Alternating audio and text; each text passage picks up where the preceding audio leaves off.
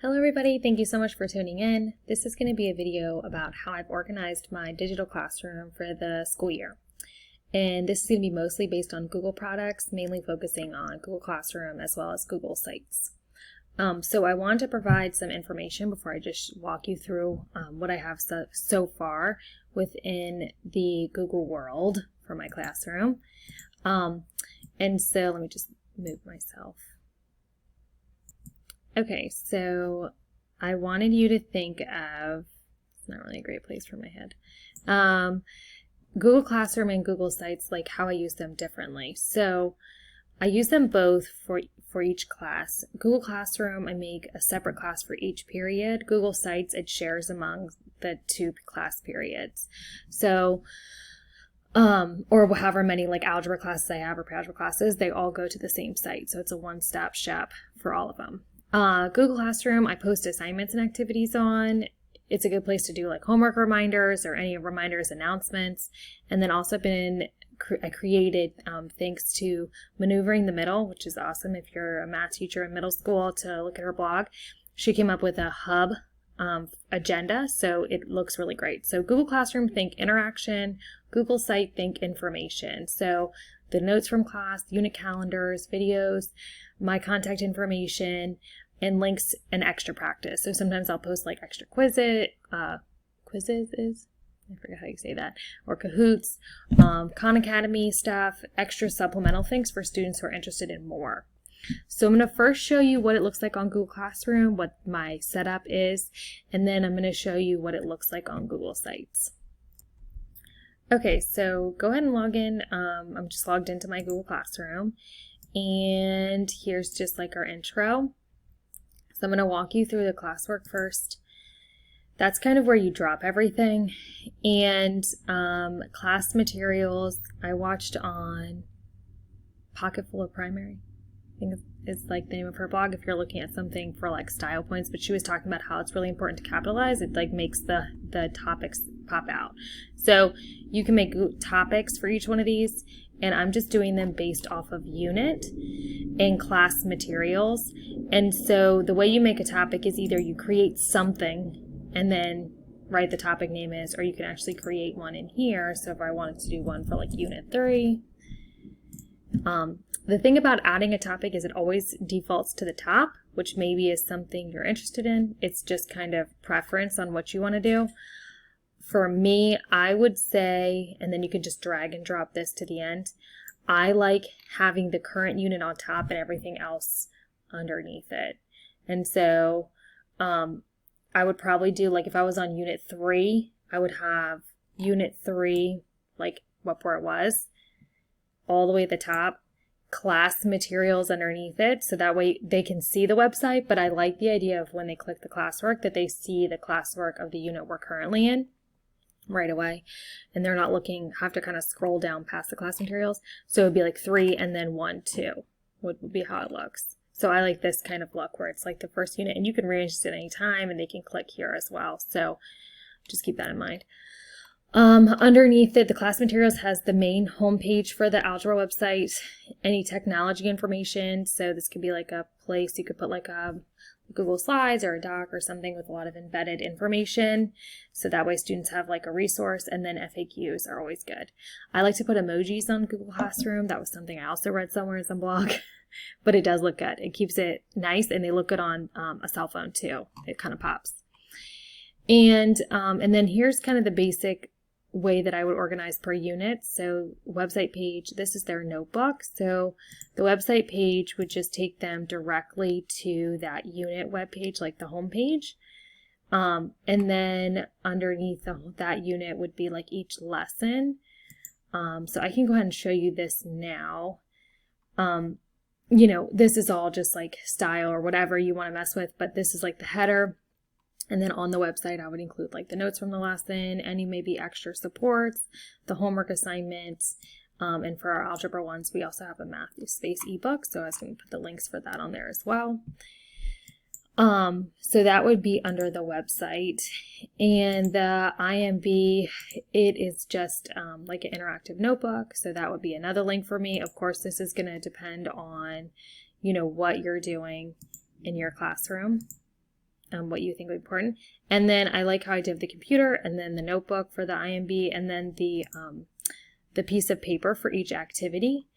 And I like to number the activities. So that's basically what I would have underneath this unit. It would be for each unit, the website, the IMB, and then activity 1, activity 2, activity 3, etc. So each thing that I wanted them to turn in for that. Okay, so that's kind of what it looks like. Something that can be very annoying about Google Classroom is that the site, every time you add something, it pops in your stream. So if you are like me and you don't like that, so it used to be my Google Classroom stream was so cluttered with like every time I posted something or I changed something, it would update here. The only thing I want in the stream is either my words like announcements or whatever, and then also if students have any questions they post in the stream. So the way you do that is you go to the little settings and you go down to Classwork on the stream, and the default is like everything. You can change it to condensed notifications so it looks smaller, but I just say hide notification, so I don't want to see anything. And that's what you would do in order to get rid of everything out of the stream. I also am planning on using the student hub. So this is something that I was referring to earlier.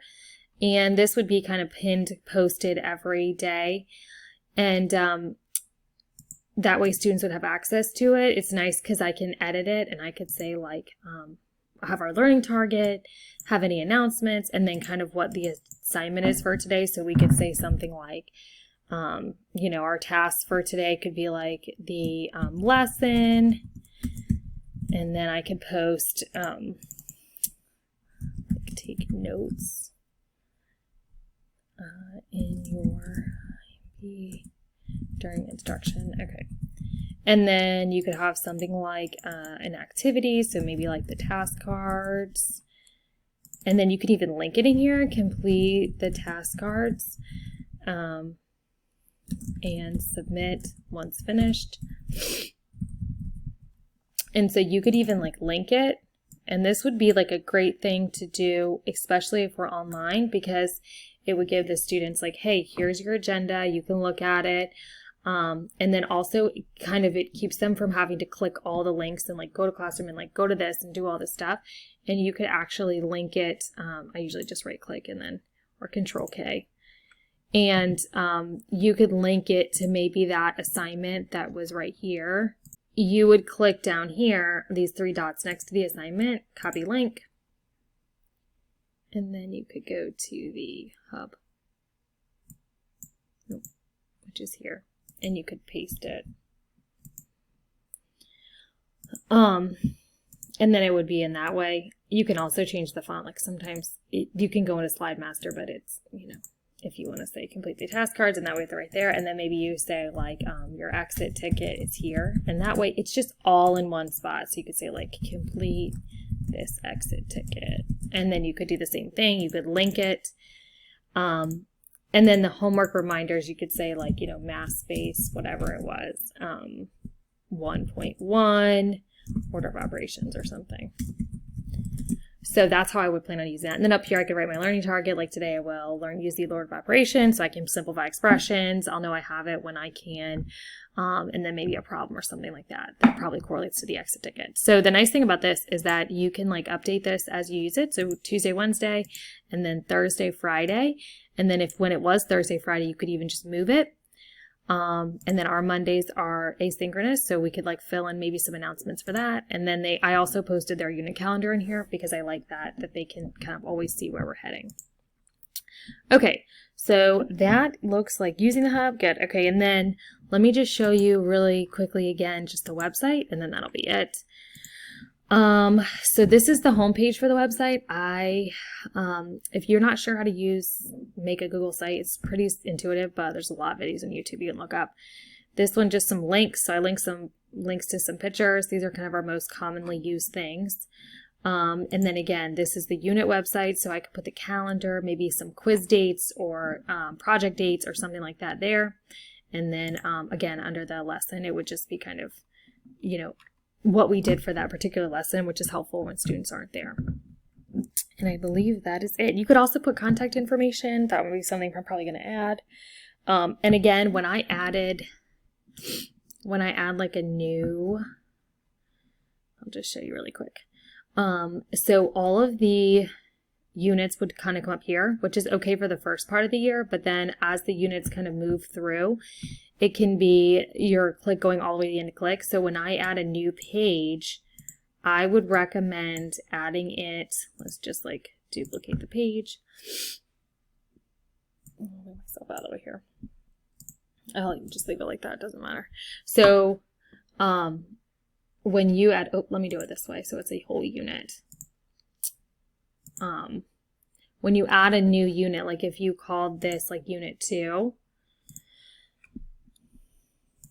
I would move it not there. I would just go backwards in order. So I would move it right there. So that way, eventually it's going to hide things. At the end, it'll say like ... and see more. So it's better always to have what you're currently working on right up front. Alrighty, I hope that was helpful. You guys have a great day, and thank you so much for watching.